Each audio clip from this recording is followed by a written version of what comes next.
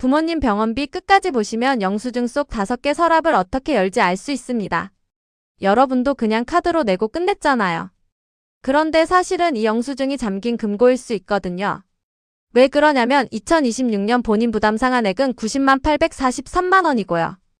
요양병원 120만 원을 초과하는 경우에는 143만 1,096만 원까지 별도 기준이 있죠. 여러분 깜짝 놀라셨죠?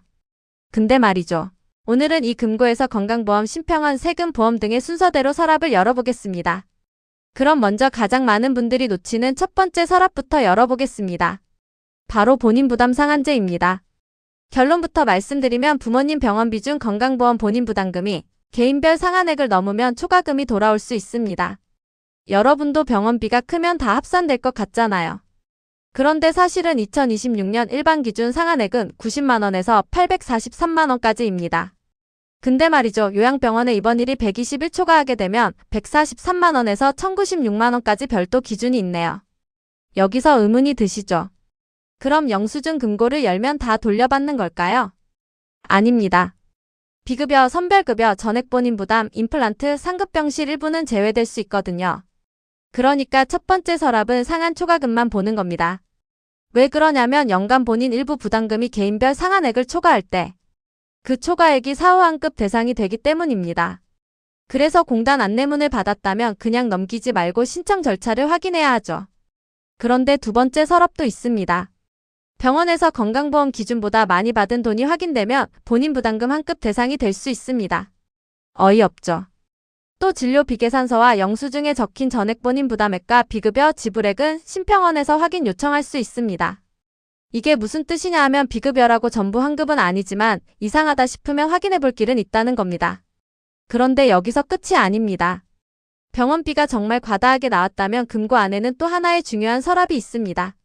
바로 재난적 의료비 지원입니다. 그런데 여기서부터가 진짜 큰 병원비 서랍인데요. 여러분 부모님이 입원하거나 수술을 하면 영수증 금고가 갑자기 무겁게 느껴지잖아요. 사실은 이 서랍은 아무 때나 열리는 서랍이 아닙니다. 조건과 기한을 맞춰야 열리거든요. 결론부터 말씀드리면 기준 중위소득 100% 이하 가구가 중심이고 100%를 초과하거나 200% 이하인 경우에는 개별 심사로 볼 수 있습니다. 여기서 의문이 드시죠? 소득만 보면 되는 걸까요? 아닙니다. 재산도 확인하는데 세금 기준 재산가액이 7억 원 이하 기준도 같이 확인하게 됩니다. 그래서 가족이 병원비가 너무 부담될 때 뭘 할 수 있지 확인하고 싶을 때는 먼저 소득, 재산, 진료비 부담을 한 번에 확인해야 하죠. 근데 말이죠. 지원 비율도 똑같지 않습니다. 소득 구간에 따라 50% 이상에서 80% 이하까지는 달라지게 되는데요. 다행이죠. 그리고 연간 최대 5천만 원까지 볼 수 있어서 병원비가 많이 나올 때에는 정말 중요한 서랍입니다. 그런데 더 중요한 게 있습니다. 퇴원일 또는 최종 진료일 다음 날부터 180일 이내에 신청해야 합니다. 늦으면 답답한 경우가 발생하는데요. 왜 그러냐면 이 서랍은 기한이 지나면 열기 어려워질 수 있거든요. 뿐만 아니라 민간보험금이나 지자체 지원금은 차감될 수 있어 주의가 필요한데요. 그러니까 받은 돈과 받을 돈, 그리고 신청할 돈까지 따로 확인하는 것이 필요합니다. 여기까지가 병원비 자체에서 열어볼 서랍이었다면 이제 같은 영수증이 세금과 보험에서도 다시 쓰일 수 있습니다. 그렇다면 이제 네 번째 서랍입니다.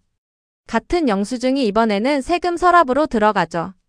결론부터 말씀드리면 의료비 세액공제는 총급여 3%를 넘는 금액부터 보고 일반 의료비는 15%를 적용합니다. 여러분도 병원비를 많이 냈으면 그대로 다 돌려받는다고 생각하기 쉽잖아요. 그런데 사실은 세액공제입니다. 현금 지원과는 다른데요. 여기서 의문이 들게 되는데 부모님 의료비도 가능한 걸까요? 근데 말이죠. 65세 이상 부모님 의료비는 한도 없음 항목에 들어가는데요. 다행이죠. 하지만 실손보험금이나 본인 부담 상한제 환급금처럼 이미 보전된 돈은 차감될 수 있습니다. 그러니까 네 번째 서랍은 세금이 줄어들 수 있는지 보는 칸에 해당되는데요. 그런데 여기서 황당한 실수가 나옵니다. 형제자매가 부모님 병원비를 나눠냈는데 누가 공제받을지 정하지 않으면 꼬일 수 있거든요. 이제 다섯 번째 서랍을 알아볼 차례입니다. 바로 실손보험 청구죠. 사실은 보험은 자동으로 돈이 들어오는 게 아니라 청구해야 받을 수 있는데요. 2026년 4월 1일 기준 실손 24 연계기간은 29,849개이며 연계율은 28.4%입니다. 모든 병원이 되는 건 아니네요. 또 보험금 청구권은 3년을 넘기면 문제가 생길 수 있습니다. 그렇기 때문에 답답한 부분이 있는데요. 왜 그러냐면 영수증 금고를 열어도 서랍마다 열리는 방식이 다르기 때문입니다. 산정특례도 짧게 알아보도록 하겠습니다. 이건 환급 서랍이라기보다 처음부터 병원비 부담을 낮추는 별도 확인칸에 해당되는데요.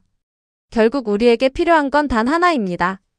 이제 5개 서랍을 순서대로 정리해 보려고 하는데요. 한 줄로 요약하면 부모님 병원비 영수증은 버리는 종이가 아니라 다시 열어볼 금고입니다. 첫째, 본인 부담 상한제. 둘째, 진료비 확인. 셋째, 재난적 의료비. 넷째, 의료비 세액공제.